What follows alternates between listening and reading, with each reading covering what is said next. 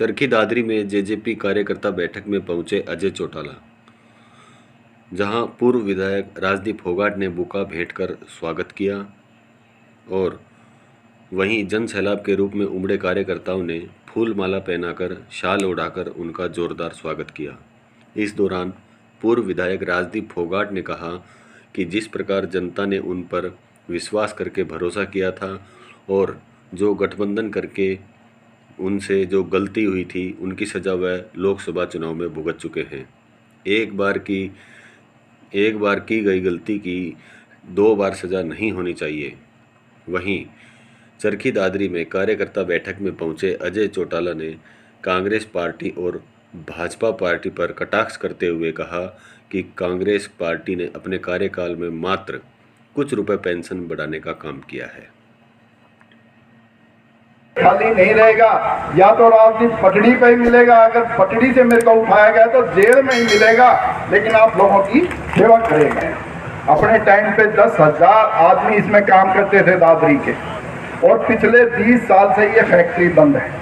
और बंद क्या है, बिल्कुल तोड़ती जमीन 236 एकड़ है, कुछ भी नहीं हो रहा, जंगल हो रहा है। मैं जब पिछली बार दादरी का अगर कोई विकास का रास्ता है तो वो सीसीआई का रास्ता है, तो मुख्यमंत्री ने सुनी और सुन के उस बात को टाल दिया। मैं रणबीर जी से मिला जो हमारे सांसद हैं, क्योंकि ये केंद्र की जमीन है। हमने उनसे कहा कि आपकी हरियाणा में भी सरकार है, आपकी केंद्र में भी सरकार है, अगर सीसीआई का कुछ हो सकता है तो वो करें, जिससे कि हमारे रोजगार मिले, किसान भाइयों को रोजगार मिले, हमारी जो दादरी की मार्केट है वो चल जाए। लेकिन ना धर्मवीर जी कुछ करा सके, ना मनोहर लाल जी ने कुछ किया।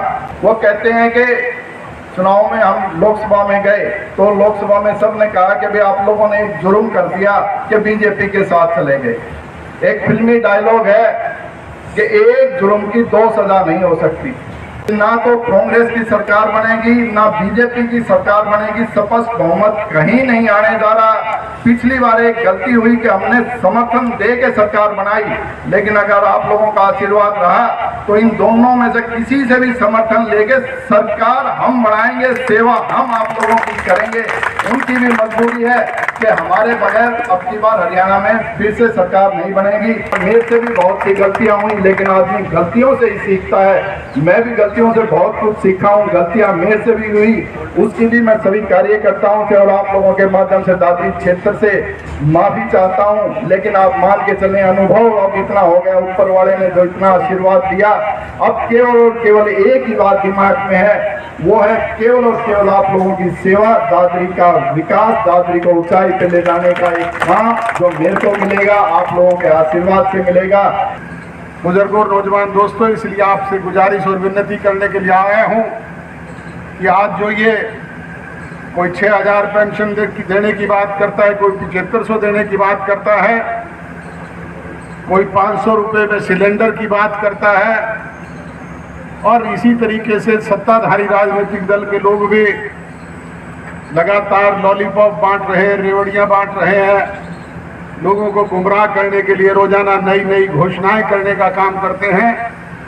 उनसे सचेत, सजग और सावधान रहने की आवश्यकता है। एक और एक मिलकर के 11 होते हैं।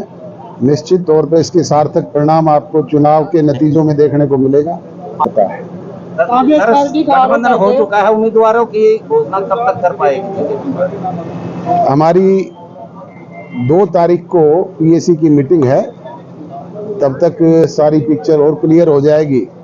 उसमें हम उम्मीदवारों की सूची घोषित कर दें। कैसे लोगों को आप प्रत्याशी इस बार बना रहे हो? महिलाओं को कितना % दे रहे हो? जितनी महिलाएं हमारे से टिकट के लिए आवेदन करेगी, हम उन्हें प्राथमिकता देंगे, यूथ को प्राथमिकता देंगे। क्या टिकट के लिए किसी ने आवेदन भी किया है? बहुत सारे लोगों ने किया है। कितने लोगों ने किया है? कांग्रेस की तरह है तो नहीं, 60 से 70 एक अंक नहीं भाई, इतने हमारे पास नहीं है। कांग्रेस पार्टी का आरोप है कि बीजेपी की टीम भी बनकर वोट काटने के लिए ये गठबंधन किया गया। वो तो क्या कहते हैं, उनका काम कहना है, हमारा काम करना है। हम अपना काम कर रहे हैं।